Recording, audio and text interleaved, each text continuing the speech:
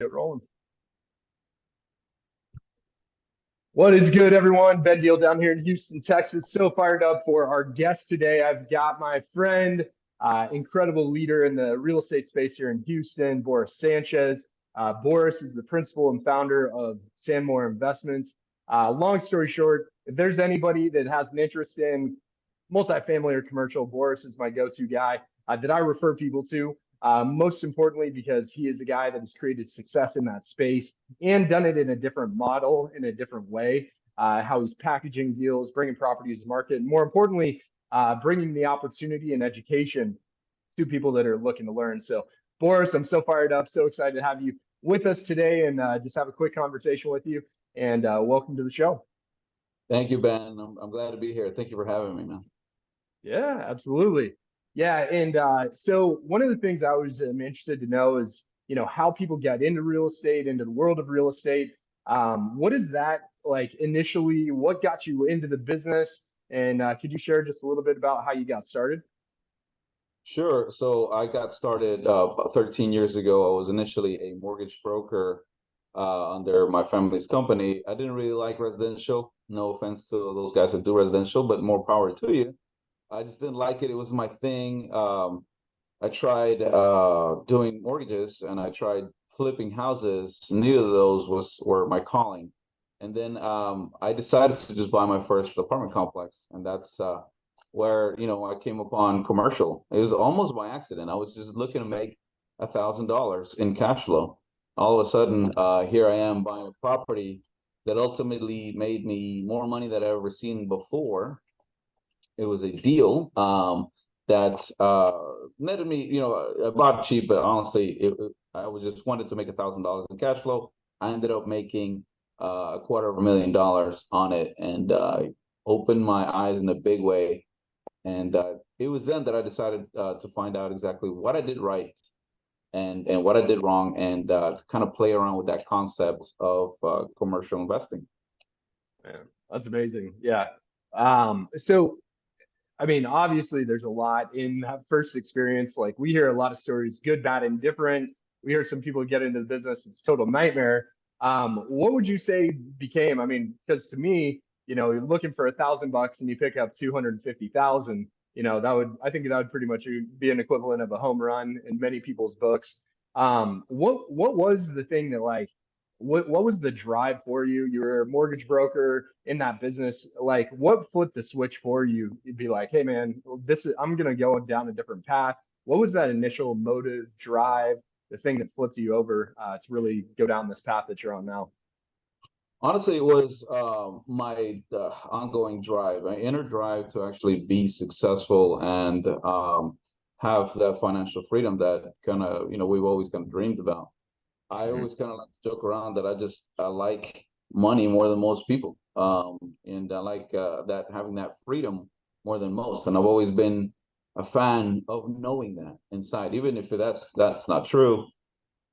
That the confidence it gives me is like, look, you know what? It puts me in the mindset that I want to solve the problem of just kind of not having what I want to have, and that is a great financial life, right? And so Mhm. that's why I constantly kept on reinventing myself.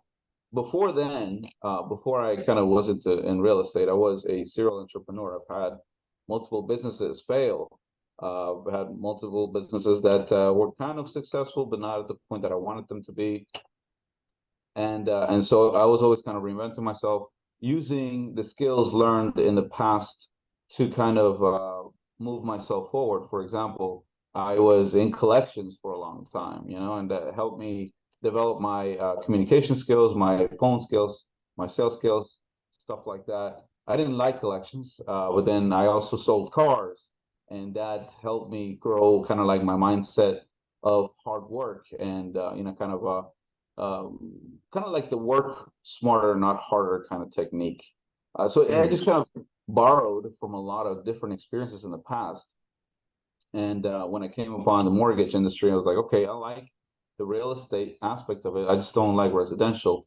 And then I just kept on finding more and more about what I truly did want to do until I came across, commercial investing. and then I was really thirsty after that. I in no way um, let that big win kind of tell me, hey, look, I've made it now. I'm just going to keep on doing more of this sporadically. In Mm, fact, that was more of a, hey, I'm going to do this 10 times over, and it's going to, it was actually like a little appetizer, right? I know that $250,000 is life changing. It was life changing for me, but it was life changing in the aspect of like, um, it's going to drive me to do more. It's going to make me more hungry. You know what I mean? To mm. actually do bigger things rather than, oh man, 250,000, I've made it for the year. I'm good. It's more money that I've ever made in the past. I wanted to keep on playing around with that concept and making more and more and more and more. And I still have that mindset to this day. Hmm.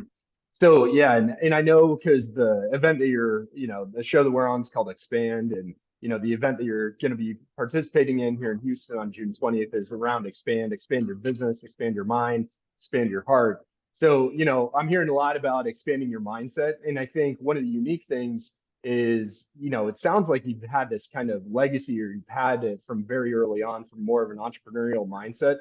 What have you found has been important for you to maintain and continue to grow that mindset around expansion, around growth, around, hey, not being satisfied about, hey, I had a big hit, I had a big win, I've made it.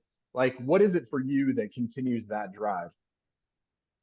I mean, it is the constant desire to have the life I've always dreamed of, and not only that, but to give my family the life they've always desired. Um, Mhm. After that 250,000, I've had many more bigger wins than that, and every time I do, I kind of tend to satisfy some of the things that I would like my family to have ideally in their Mhm. lives. For example, be debt free or have a new car or not have to worry about insurance costs or worry about bills and stuff like that, right? And so it is the constant kind of like not just being selfish to myself and saying, hey, I want to have this kind of car and that kind of house, but also I want to live comfortably and not have to worry about money because in the end, money doesn't really buy you anything except for freedom, right? It's the freedom to kind of be yourself and do what you want to do. I love traveling. I do love cars. I do love like nice things. And so it has to be in a way where you kind of manage your money appropriately so that you can enjoy a good living while being responsible to the money that you're earning so you can reinvest yourself into what's important and have bigger ones on the road. Mhm. Yeah, that's so good. And I think that's one of the things, the reinvestment that you just mentioned at the right at the tail end there. I've seen through my experience and my life and business even now, the importance of reinvestment into yourself and your business. Why is that important to you? And how does that keep you like expanding, keeping you moving forward? I mean, obviously, it's the need to do bigger things and kind of have a larger um, input, a larger output of life. So it's while I did not start out knowing that I was going to have $100 million business, right? I own $50 million in real estate right now. I didn't start off knowing or thinking that I was. Actually, I was probably beyond my wildest dreams. But Mhm. as of maybe 5, 6 years ago, it started coming into fruition. So it's like, hey, maybe my dreams are scary enough to me where I can just maybe reach them one day and I have. And so my dreams keep on eluding me, right? And so the more I do, the more I keep on being confident about myself, the more my dreams grow exponentially, and Mhm. more I'm confident that I can achieve those goals entirely. Oh, that's so good. So, and I think one of the challenges, a lot of people who get into real estate, whether, they're investing or they're becoming an agent or they're in the real estate business, like the beautiful thing, I think, you're experiencing, a lot of us, we get into real estate for the opportunity for financial freedom, except the reality is what it, like people realize that excitement fades and that Yeah. there's work and there's a process in the journey. So what has that been for you? Because I think just in this short time, hey, looking to get $1,000 cash flow to now having 50 million in assets that you own, like what, how do you break down that process or having that mentality, of the reality of the business? Because I know you've got, students that you mentor, people that you work with. Like, can you walk through the importance of having a kind of a process mindset and perspective in the business? Yeah, sure. I mean, it is true what you mentioned. I mean, I think real estate can be painted the wrong way by some folks that just like to kind of show the fruit of a lot of hard work, right? And so as humans, we kind of get eluded by that, and we get swayed by those kind of the fruit of hard work. Hmm. And but yes, you do have to remember that this is a product of years and years of hard work and failure. I would think that failure is an integral part of this whole thing. It has happened to everyone. Just because you see these nice things that people have doesn't mean that they haven't experienced failure, or that you may be doing wrong. I think at the only point that you um, can truly say that you haven't made it is the point that you give up, right? And so I've seen people crash out of real estate just saying, "Screw it, It's not for me. I'm not going to do it. I've just failed too many times." And that is the definition of failure, is when you quit. But Mm. I like to always say that, look, it's not that I'm more successful; it's that I've failed many more times than you have, and I've gotten up just as many times. And so real estate is a lot like that. Yes, we're playing around with hundreds of thousands, millions of dollars sometimes. And you just have to learn you have to literally learn about real estate itself, the number of exits there is, the under entry points, how creative you can be with an asset. That's why I like commercial real estate, is because you can be much more creative when it comes to adding value to a property, rather than just rehabbing a house's kitchen and bathrooms to try to make it seem like it's worth more. Mhm. In the commercial world, the properties are businesses, and the more the property brings in, the more it's worth. And if you kind of apply that concept throughout um, your entire methodology of investing, right, in commercial, you can really execute some really good projects, execute some creative uh, financing, creative um, structure, creative rehabbing. All of that stuff needs to be creative in order for you to really have success, especially nowadays, where we see so many people crashing out, so many foreclosures happening. It's just you need to constantly be first learning about the business and executing about it, but also be creative with what you've learned. Take from here, take from there, kind of like what I've done in my career. And then you can look at an asset in a different way that many people have not looked at, like in the past. That's so good.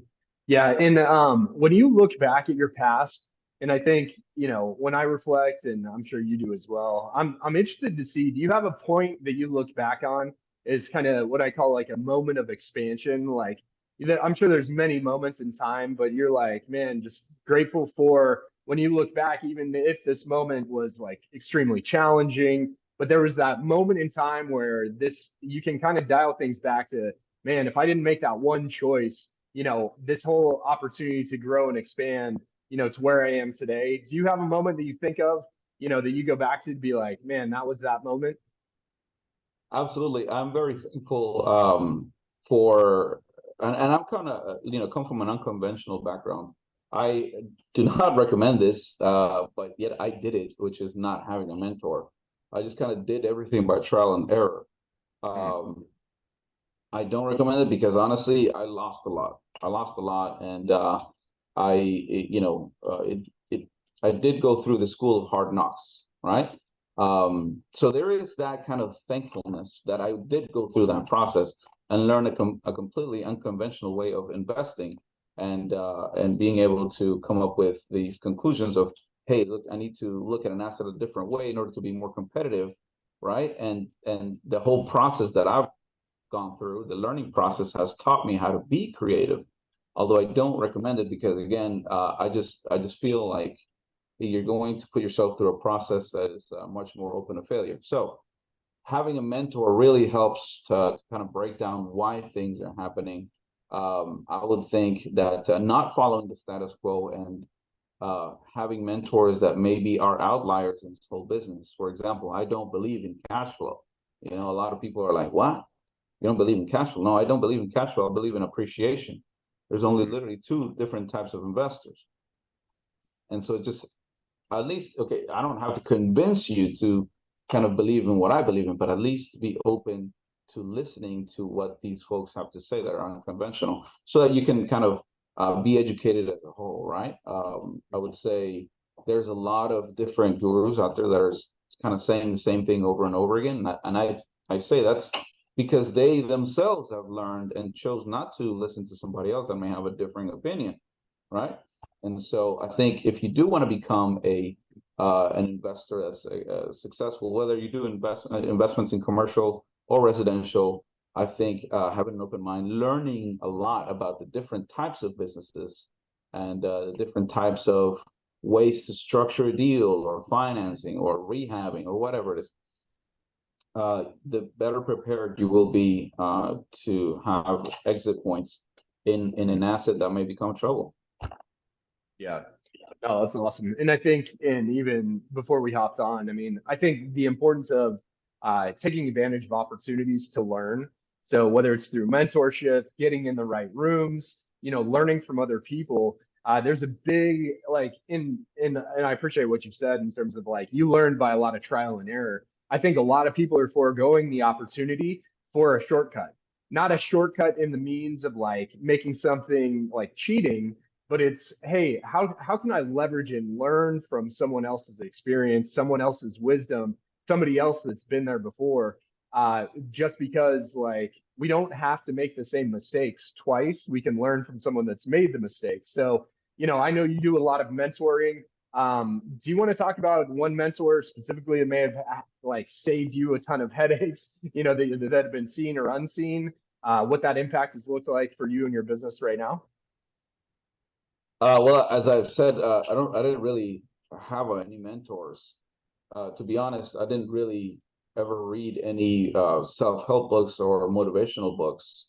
I don't, and it's not. I mean, I guess some people take it as like, oh, what an ignorant guy, what an idiot. I should have, but honestly, I have an enormous inner drive, and I think that um, for having the methods of learning that I did, which was through trial and error.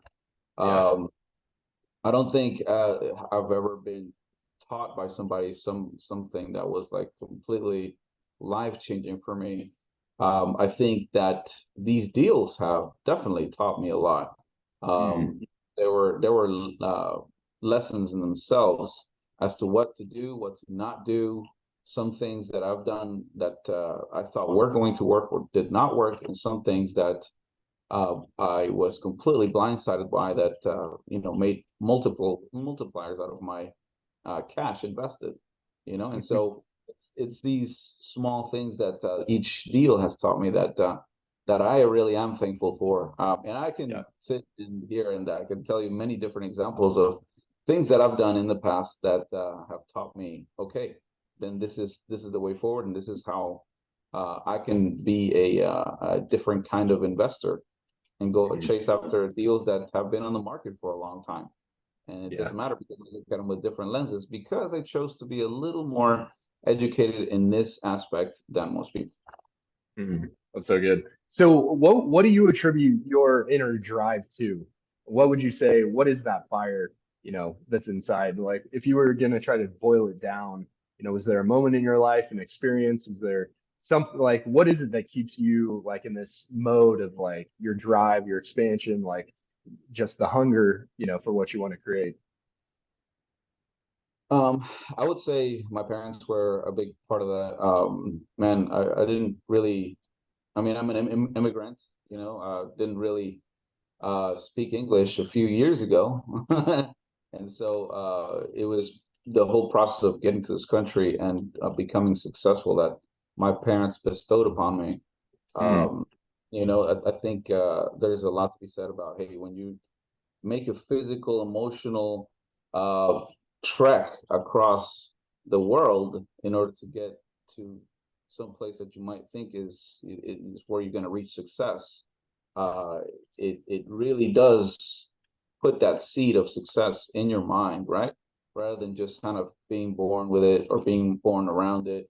Um, I've seen so many different people that have the same kind of similar story as me, and then they've made it even farther. For example, Manny Cautions. Before we got on, we're kind of talking a little bit about it. I really look up to stories like that, and they drive me to try even harder, right? So it's like I have the mentality is like, hey, if they did it, I can do it too. Why not? Why not me? Right?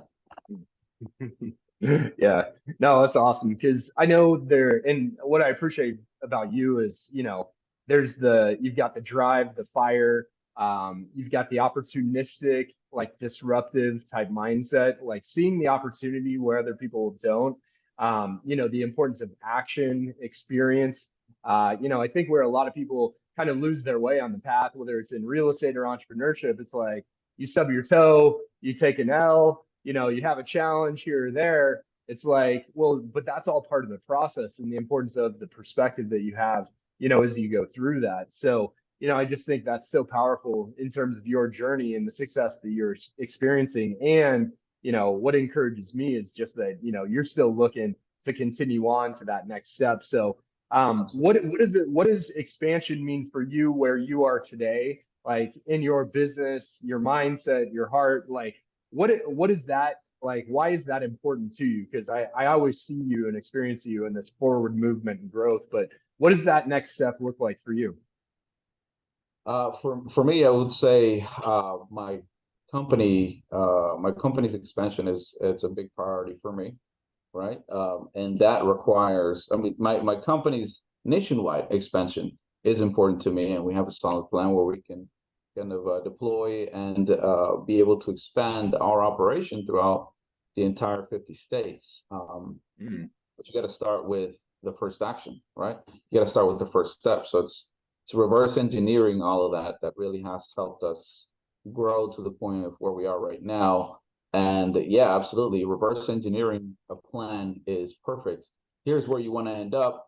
Well, then how do I get there? How do I actually narrow down those steps to take mm, one by one in order to get to that point, right? I wouldn't be able to do it without the right mindset. And I think the mindset that got me here today is appreciated, and I love it. Um, which is that constant kind of expansion and growth. But I think from now, I think since I'm taking more responsibilities, risk management is a big one. That whereas before I was just kind of almost foolish to the point that I was like, hey, I'm gonna try this, I'm gonna try that, and if this doesn't work, so I've made it to a certain point, right? And mm, that was all because of mindset. But now I have to be a little more intelligent in the terms of okay, I can't take as many risks as I could before because I want to just kind of drive this up and not kind of gamble it all mm. on a step that I think might be the right one and ends up being the wrong one or something like that. So it's a little more responsibility now with close to 20 employees here in Sanmore Investments.